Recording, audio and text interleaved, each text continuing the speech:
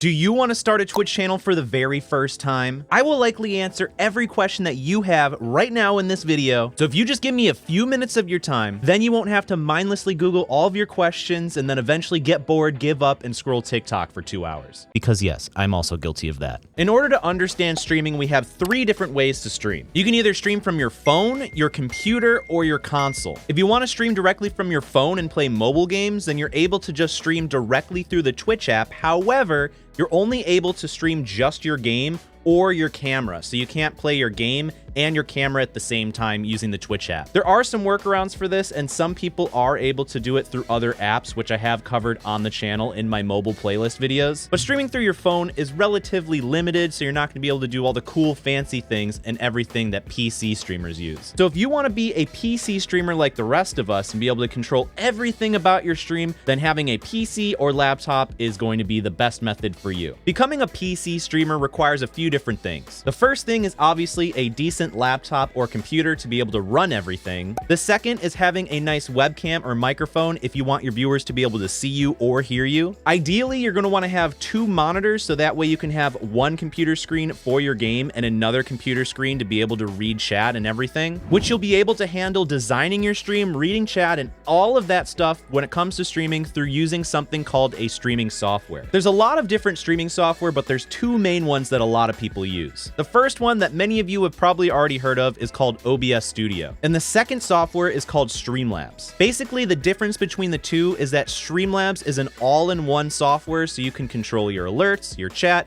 You can design your stream with a bunch of different plugins like alert boxes. However, that being said, it does require your computer to have more resources available to be able to run the software. Now, OBS Studio, on the other hand, is more bare bones and basic, which just has the streaming software and not all the doodads. But you're able to go and download third-party plugins to be able to use inside OBS Studio to design it how you want. So OBS Studio requires less resources than Streamlabs right off the rip, but it does require you to go and do more digging to be able to piece and download together everything you want to be able to do for your stream, which is why for beginners, I recommend using Streamlabs. And you already know that I have videos covering Streamlabs and OBS on the channel. But moving on to console streamers, there's 3 main consoles. We have the Xbox, we have the PlayStation, and we have the Nintendo Switch. The cool thing about owning an Xbox or a PlayStation is that you're actually able to stream directly from your Xbox or PlayStation to Twitch. And unfortunately, if you have a Nintendo Switch, they have the Twitch app on the Switch, but you're not able to actually broadcast to Twitch, which is kind of funny because it's like Switch, Twitch, that would have been a match made in heaven, but they kind of dropped the ball on that. Though that being said, if you are streaming from your Xbox or PlayStation directly to Twitch, you're not going to be able to do all the fancy alerts, the chat messages, all that good stuff directly through your console. You're only going to be able to stream the game, your webcam, and your microphone, so it's going to be a very minimal looking stream. However, you might notice that there are a lot of streamers that do stream their console games, but that's where a capture card comes into play. The most well-known company that some of you have probably heard of is Elgato, and this is one of their capture cards right here. And essentially what it does is you will connect your console, so your Switch, your Xbox, your PlayStation, and then you'll connect your console to this capture card.